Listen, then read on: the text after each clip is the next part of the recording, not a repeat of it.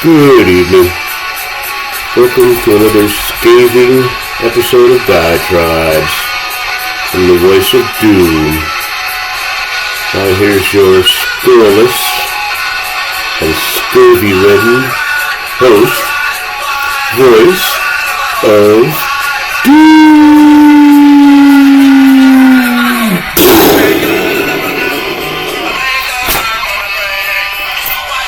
Hello. I suppose everyone knows who this is, and if they don't, I don't know where they've been. The Clash, White Riot, one of the shortest punk songs ever written, and a good one. One of my favorites. Now, I'm going to do a diatribe just like the last one, which was not that good. I have no information, I have no notes. Because I'll just tell you about my microcosm and a little bit about the macrocosm, and actually they intertwine, so it does that with everybody's life. But today was Saturday, 10 days left until the day of reckoning, the showdown. And it is a high holy day in Carson City. It is one of the holiest of days. It is Nevada Day, and we are the capital of Nevada. So needless to say, it is a big hullabaloo. Everybody comes out for the parade. Everybody. And the name of the game is stake out your place early, get your chairs out a day or two ahead of time, put your camping chairs out, and they put a little yellow tape around it to show this is ours, don't take it. And that's their place because they want to sit right there at the curb and watch the parade. And I find it funny because they spend a week vying for position with their RVs. There's a lot of public parking in Carson City. I've never seen a parking meter in that city ever, because you can park free almost anywhere.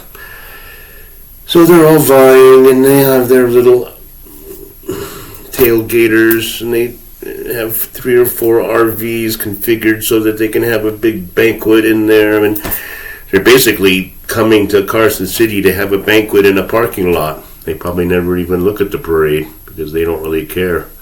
They just want to have they just want to show that they got a good. But I go to the parade because my kid wants to go, and he used to march in it when he was in ROTC, which is a very good way to cure your kid if he's got autism. But he likes to go for sentimental purposes. And he also wants to get hammered, and he really wanted the day off, and he couldn't manage it because somebody beat him to the punch. But he was looking forward to Nevada Day, and I say, okay, I'm going to go with you. And what ends up happening is we end up succumbing to our personal demons. I got some free play for Nevada Day. They wanted everybody to come into the casino, which is right there in the middle of everything. And they wanted them to come early, so they gave everybody free play if you used it between 6 and 10 a.m. And then there's contests, and there's this and there's that to make you keep coming back, and there's, so I'm playing, and I tell my kid, Max, I'll see you later, and he goes, I'll be up at the corner watching the parade. Now, I lost my free play, but I got enough points to get a few tickets, and I managed to finagle it into a profit in the end. It took a while, it took all day, but I managed to turn a profit using their contests and their this and that. That's beside the point. I didn't drink, I had coffee, and I went and looked for Max, and he was up the street. Now, maybe an hour had passed, And when I saw him, it wasn't hard to find. He was up on the corner between two major highways that connect the United States to each other, 395 and 50. If you know the West, you know that that's a major intersection. Now, I saw him, and he was going like this, back and forth on his heels. And he was with the town drunk. Now, I went up to talk to him, and I've known them both for many years, so talking to the town drunk, and he says, I'm really concerned about Max. I've been lecturing him on how to, live his life because he's got to go to rehab because he's a mess. The town drunk is lecturing my kid on his drinking problems. And Max is gone. He has no idea where he is. He's tottering on his heels. And every time someone says something to him, he just has a blank stare, like he's really not processing it. Someone like John Fetterman, you might say, who's been drinking all day. Now, it was only 10 a.m. Wasn't that early. Wasn't that late. And he was already toasted. He probably had 6 to 8 shots, one after the other, after I had left him. So we'd walk back to the casino, and I say, let's get something to eat because you need to eat. And along the way, he's trying to relieve himself in the public areas. And I'm telling him, if you do that, your life is over. So I think he got that message, and we made it to the casino, and we got something to eat. He didn't want to eat much, but he was just pretty much obsessed with going home and sleeping at that point. So eventually we went home, and he slept, and then he had to work tonight. And after work, he proceeded to start it all over again because he'd gotten a good night's rest, or a good day's rest, and then, went to work, so he was ready to party more. Now, I would say he's the worst addict I've ever seen, and I've seen a lot of alcoholics. I've seen a lot of people that will rob you blind because they're hooked on freebase, and you can't trust them one little bit. I've seen a lot of addiction in my life, and he's the worst because he doesn't even know how to be an addict. He doesn't enjoy it. He just drinks like it's a medication he has to take every 15 minutes. And I'm one to talk, but I savor. I like the flavor, and I savor it.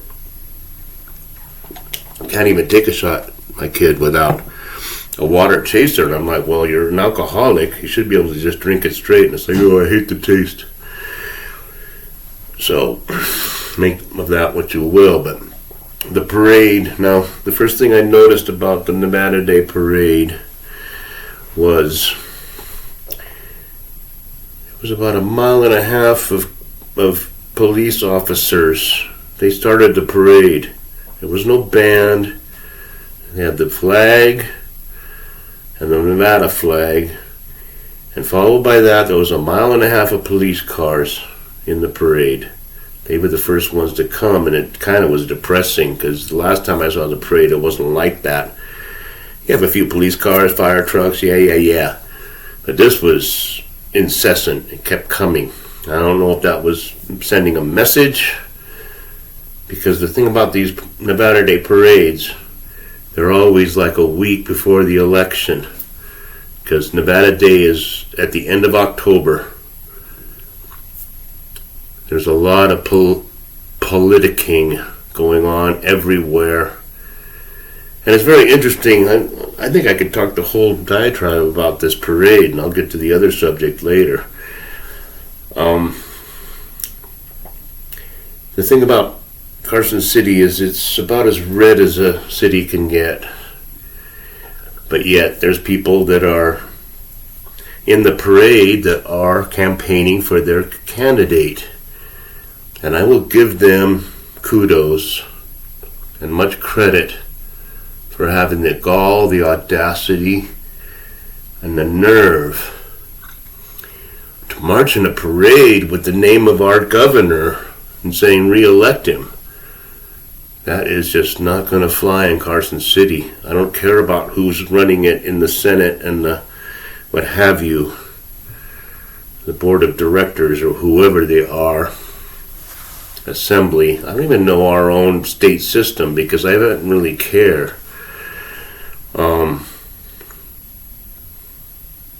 Sisolak is a D. He's a lackey and lapdog of the next guy over, Newsom, whatever the hell his name is. What Newsom does, Sisolak follows, and it's happened for the last 4 years.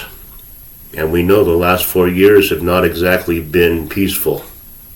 There's been a lot of crap. So, marching down the street, it happened with Obama. It happens with every D. They have a group of people that are trying to ingratiate themselves to the crowd, and the crowd is Rome, ancient Rome, saying, kill them. I mean, that's the way Carson City is. So I give credit to those people because I wouldn't do it. God. They were vilified, mocked, reviled. I mean, they were handing out candy and women were saying, don't take the candy, it's full of poison. I mean, it's a rabid red town. So let's get into redness. There's a couple other off-the-wall things about the parade. First of all, I wanted to walk to the beginning of it because it's not a big town and I could just walk like 5 or 6 blocks to see at the beginning because I wanted to see what kind of security they had because of incidents that happen in parades, and it's not going to happen in Carson City if they can help it, but they block off every road. So you can't just go in with your car. I mean, if you were really determined, maybe. But Carson City's no place to pull off that kind of a thing. You got to do it in a place where they at least suspect it. That's when you can get away with murder, literally. And another thing I noticed is when I was walking, there's a dive motel that's always been closed down because of drug dealing and because of everything else and health, violations. So it gets opened every 3 or 4 months with a new management, and it's like $50 a day, 40, and people are permanent residents there, and they're in the middle of this town. It's a dive motel. We've all seen them. But this dive motel had an upper balcony, and the people that had the best view of the parade of everyone in that city, all those rich people with their RVs vying for position, all the old ladies putting their chair out 2 days early, all the stalwarts, salt of the earth of Carson City, didn't have a better view than the poorest of the poor that were living in the dive motel, because they were on the balcony. And the motel was saying this is for tenants only because they're very strict about who stands where in Carson City during Nevada Day. So there's not going to be a bunch of people from the street just wandering up the stairs and standing on the balcony. That's prime territory. So it's kind of egalitarian. I mean, say what you want about it, but interesting day. My kid has problems. He drinks too much and he's going to have health problems, but when he gets those health problems, then he'll probably wake up and go, yeah, I better get my crap together. It's almost 15 minutes and I didn't want to talk about what I wanted to talk about. This is going to be one of the worst diatribes in the history of diatribes. I'm sorry. I just talked about myself in the parade, and I probably had more things to say about it, but it gives you kind of a flavor of what Carson City's like. And I'm comfortable here because most of the time, 90% of the time when I'm talking to people, we're on the same page. And I'm not really a conservative per se. I just don't like the way this progressive business and wokeism and petri dish regime is going. It's obvious to everybody that it's wrong. So this might be a two-parter because I'm just going to continue into what I was going to talk about, because I think that the media is being very unfair to Pelosi. I don't want them to keep lambasting her the way they have for the last 2 years.